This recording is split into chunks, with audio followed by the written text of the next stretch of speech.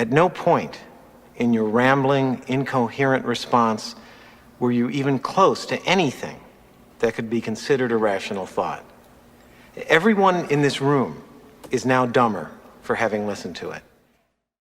Welcome back to Thinking Critical. This is Wes, and it's that time of the week where we get a little salty on the channel. We roast a couple comics, and this week we're going to be debating which comic was worse, Brian Michael Bendis' Superman or Jason Aaron's Avengers this week. The people have spoken, Pele, and they want us talking about Brian Michael Bendis comics until he's no longer on comics at DC. And obviously, I am a man of the people. I respect my viewers, so we are going to do that. And thankfully, obviously, Marvel came in with a pretty bad comic of their own in Avengers, one of their premier titles. And I do want to say this before we get into this. If you don't like salty language, if you don't like comic book roast, if you are not a fan of sarcasm, maybe a quippy comment there, here or there about your favorite character or characters, this isn't the video for you. We have plenty of content on the channel that is not like this. This is one thing we try to do it every week. We missed last week. So there is your warning. If you don't like those things, just go on, wait for the next video. We've got 2 videos every day. Obviously, with me is the curmudgeon of critical himself, the saltiest bastard in the whole arsenal of the Thinking Critical family. High salt content. Sodium warning. Dude, Pele, sodium warning. Absolutely. Oh, shit. Jesus, man. This. We didn't do a video last week because there really wasn't anything that bad enough to roast. I mean, it was bad, but it wasn't like roastable levels of bad. But we get 2 in 1. We get 2 in 1 this week. This is absolutely. Like a big pile of dog shit gift that's been dumped on our porch. Oh, it is. It's Brian Michael Bendis and Jason Aaron are the gifts that keep giving to the worst of the week segment. So we're going to start out with Superman, then we'll get into the Avengers, then we'll lay out our verdict. So okay, all right. This week in terrible Brian Michael Bendis dialogue, we have this doozy of Superman and Kal-El's talking. This is Kal-El. We have a deep space anomaly heading toward Earth. Mongol? No, unidentified object. Object of what kind? Unidentified kind. Can you trace its point of origin? It's from an uncharted part of the galactic, not the galaxy, the galactic. Uncharted? How far away? Uncharted. What is this? I understand the rhetorical nature of your repetitive questioning. As the object will get closer, I will have more data. Where is it headed? Here. But where here? Here. The Fortress of Solitude. He even makes the robot pretentious. Fucking Pele. How does he do it? Jesus. This is... Ain't his Superman a dope? Is he this stupid? Yeah, he is now. I don't get it. This is pure Bendis. This is pure Bendis stupidity. I mean, this is a wasted page of comic book art. The art's not that bad either. I mean, the art is amazing. Ivan Reis has just looks been good, destroying it on this book, and Bendis just wastes it all. Yeah, if you just like took some white out and just went over the entire the huge, massive amount of word bubbles and just took it out and wrote in your own, it would be awesome. You know, this is a decent comic for art. It's not to be read. Nobody should read this. It's so strange because in issue 25, they introduced Synmar, who's this alien, or it's an alien race, and they know about Clark Kent or Kal-El when he's launched from Krypton as it's dying. And they're like, hey, when he reaches Earth, he's going to be superpowered. He's going to take over the world. We need to monitor that guy. He's going to be as powerful as a god. And, if problems arise, we'll take care of it. Then they realized that the Earth ended up loving him. So they wanted to create their own Superman. Yeah. But at the end, I guess a few of the Synmar died, and they kind of turned on him, and they stripped him of the title. So he's like, I guess he blamed Clark, and he was heading to Earth to confront him. That's somewhat interesting, convoluted. But you wouldn't know it from this comic book except for a couple of pages because he's just busy wasting your time. Like there's this part, Clark is obviously in the Fortress of Solitude. He gets there, and guess who's sleeping there? Who's having a sleeper over in the fortress? Good old Jimmy Olsen. Jeez, it's like what is he having a bed and breakfast at the Fortress of Solitude now? You know, there's Jimmy with his teddy bear. You know, not really, but you know, like, there's Clark in this feminine pose. You know, like oh, would you like some breakfast, Jimmy? Would you like some breakfast? You know, and then they have this nice little conversation going on. You know, where you know they're talking about Perry and. Another wasted like, page of artwork. Don't forget to take wasted pictures page. of the Fortress of Solitude For insurance? for posterity's sake. Like, oh, what? Jesus. What the fuck? How stupid is Superman now? He's putting everybody at risk. He's putting his own Fortress of Solitude at risk. This is why him revealing his identity was so stupid to begin with. There's a whole other plot where everyone's like, we're in danger because we're the Daily Planet now because everyone knows that you're Superman. And he's going through this whole stupid dialogue. And look at this lady in the fucking hat. She's like sipping on a juice box. What is this? Talking about what? I think his name's Steve Lombardi. I think that's his name. He's like their best buds. And he's like, he wants you to know he's their friend. They talk about being friends over and over. And he's like, listen, you guys are safe because after Leviathan, the Justice League and I installed the same technologies that we have around the Hall of Justice around the Daily Planet. I'm just telling you about this now because there's an alien heading right for the Justice League. Jesus God. It's so stupid. But this lady in the hat, she's like, this is pure Bendis. There was an email about this. Steve doesn't read his emails. Apparently he mentioned in an email, but they never told the readers. Did you give Lana Lang an exclusive interview over me? Well, we did go to high school. It's like, jeez. What the? There's an alien heading for your building. Why are you talking about exclusives and who went to high school with who? Yeah, I don't. What they sent the alien invasion over an email chain, and you didn't get the email about the alien invasion? Well, no. Oh my God! He didn't get the email about the new protections on the Daily Planet. I know. It's stupid. It's that level of stupid, though. It is that level of stupid. And guess what that protection does, Pele? Jack shit. Well, no, it sends him to the Phantom Zone. Yeah. And so the comic book starts basically where it ends. And it's Superman and Synmar because he's upset that people love Superman, but his people don't love him because a couple people died and they blamed him.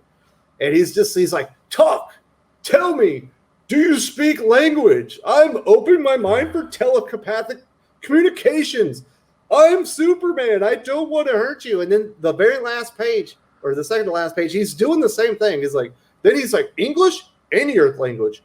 And then he's like, starts speaking French and fucking Chinese, or I think that's Chinese. Kryptonian? Like, just talk to me, man.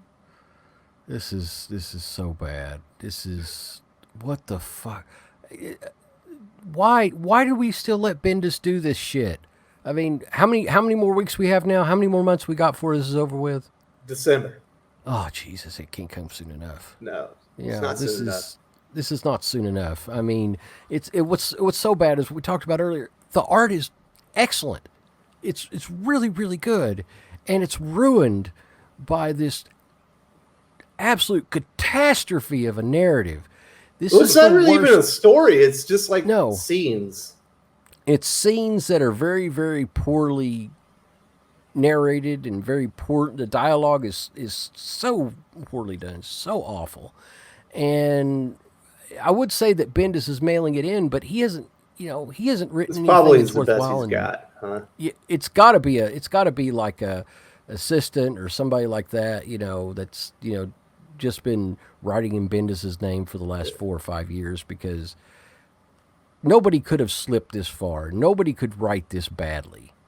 I mean, what's the weirdest thing? I've read at least 20 or 30 comics from Bendis at DC between Action and Superman and Leviathan that are worse than this one, and it still sucks. It really does, and it's only getting worse. It's like this is steadily. I think it's getting worse. You say the other books are worse. I don't know. The whole thing with Lois and having an affair with Luthor was really bad. But I think just of the actual narrative quality, the actual storytelling itself has really slipped gradually. Well, yeah, like I said, along. there's not really a narrative here. It's just some scenes. Yeah, there that is are no loosely narrative. tied together.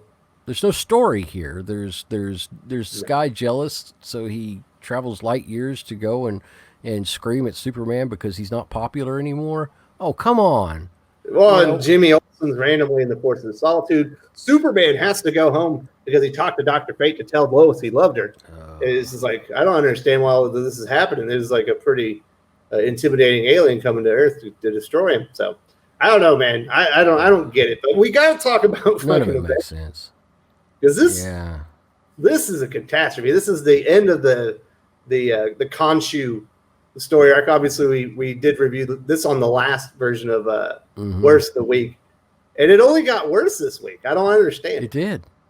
It got worse.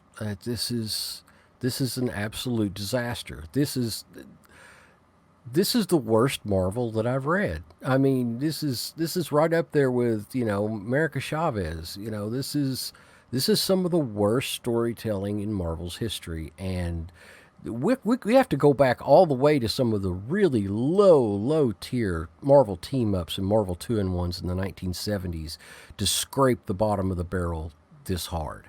This is really, really bad, and it doesn't have the benefit of beautiful artwork like Superman does. It's also ugly. It's not just bad storytelling. It's also really damn ugly, and it looks like half of it was illustrated by a middle schooler. It's really, really poor. I would describe this comic as a clusterfuck. Like, Yeah. it's a convoluted mess. I've It's a read the it's a story convergence getting up of into this, shit. and I was like, I'm gonna have to read this fucking 4 more times just to figure out what the fuck is going on, because it's Yeah. so stupid. And then they iron fisted She-Hulk. I mean, Well, they that's- did Iron Fist She-Hulk. We definitely get the new.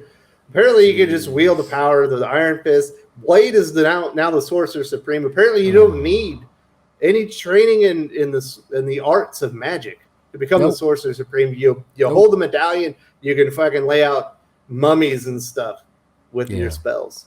I think that what made Doctor Strange so incredibly versatile and powerful was his vast knowledge of arcane spells. I mean, he knew a spell for everything, and that was one of his weaknesses too as a character, because he always had a spell that would get him out of trouble. But the key was his incredible vast knowledge of magic, and Blade knows nothing. He has nothing. He just has the medallion, but apparently it doesn't He's matter. conjuring up spells. It doesn't matter that he doesn't know the spells. He can just cast the spells anyway, even though he doesn't know what a damn thing about what he's doing. And you don't need training, apparently, as far as martial arts to be Iron Fist. You can just, you just Need the have medallion, one- then you can start kicking ass, taking names. Yep, they can just stick an onk on you, and all of a sudden, oh, look, I've got the power of Iron Fist, and I've got the big dragon tattoo on me now. Look at this, and everybody's Iron Fist. You're an Iron Danny Fist. Rand never had to struggle to become like a competent hero. As soon as he had it, he fucking had it. You know what I mean? Yeah. Oh, yeah. Absolutely. It didn't matter. None of this matters. None of his training, none of his history, none of the 15 years, 20 years in rigorous training to become the peak of physical, ability. None of that matters. Just, we just have these little trinkets. Everybody gets a little trinket, and you get some Iron Fist power. There you go. You know what I don't get is, first of all, I don't know why Moon Knight was strong enough to take Iron Fist power, the Sorcerer Supreme's power, or the Ghost Rider's power, or Thor's fucking hammer. But let's just say, in theory, that happened, because it did happen in the comic book. Yeah. But at that point, would have Moon Knight have been so fucking powered up? How did Black Panther defeat Whip him? his ass? Yeah. How did Black Panther just absolutely wipe the floor with him? This is apparently It somebody wasn't who very has- competitive. No, it was not competitive. But that Black Panther whipped his ass and mopped the floor with him. But no, he can just wipe everybody else's powers out and give them out. Yeah. And of course, he also had the Phoenix Force. Oh yeah, forgot about that. Yeah. Like, I don't understand how that character, like, it should be like a Thanos level event. I don't understand how Black Panther can do that, but it happened. And obviously they were trading powers and everything. But the worst part is the ending, is you find out Khonshu, the Khonshu story, is really just a prelude to what he really wanted to do, which was Enter the Phoenix. I remember when I got to these pages, I know Enter the Phoenix was coming up. But when I started seeing X-Men characters, I was like, why the fuck are Marvel letting Jason Aaron, like, he's already destroying the Avengers. Why is he going to get to destroy the X-Men too? They're in a fucking event right now. Mm-hmm. In the middle of an event, and they're just pulling this out of their ass. This is, Jesus, God in heaven. All right, I hope you ordered double for Enter the Phoenix, man. Avengers sales are going up. Yeah, they can't go much further down. You know, I think that we have less than 20 people that even buy the Avengers anymore. And that's just sad. It's really sad that it's reached this point, and it's only getting worse by the shit that we're seeing right now is being printed, and none of it makes any sense. It's like nobody at Marvel apparently talks to each other anymore. Nobody shares any editorial information. The editors are just in the back room wanking or something. You know, there's no cohesion whatsoever to any of the Marvel stories. And it doesn't matter. Nothing matters in comics anymore as far as any form of, connective tissue between the different titles and the different characters. A character can be one way in one comic and completely different in the other comic, and they have no knowledge whatsoever of what the other writers are doing. It's bullshit. And this is the worst comic of the week. This is hands down. This is the worst comic of the week. Do not buy Avengers. Don't buy any of this shit. Don't give these people any more of your money. Wait until all this hell's over with in 2020 is a distant memory, because none of it fucking matters, and these comics are shit. Yeah, Superman 26 is a hot mess, but it's nothing really compared to Avengers. Like, what is it, 37? Yeah, 37. Fuck. It's like, this is cancer. It needs to be irradiated and then excised and then buried next to, renew your vows and all the, one more day and all that bullshit. This is cancer. It's stupid. Prostate cancer in comic Prostate book form. cancer. Everybody has a limp dick just from reading this shit. Absolutely. It's awful. Terrible. If you read this comic book, you're going to need a double dose of Viagra just to fucking be normal again. You know what I'm saying? Yeah. Yeah, you're going to have like Viagra shoved into your veins to ever get an erection again after reading this stupid shit and seeing the female characters in it. God, this is pathetic. This is awful. And don't buy it. Do not buy this. Do not buy these comics. Period. Buy Usagi Yojimbo. It was actually really damn good this week. We got no time for that. If you enjoyed this video, please give it a like. I would appreciate it very much. It helps us attract more views for the channel. Subscribe for future commentary, comic book news, and reviews. And don't forget to ring the bell for notifications. If you want to talk comics, movies, and much, much more, you can follow me on Twitter at Wes_from_TC. With that, Salamat Po, and I'm out.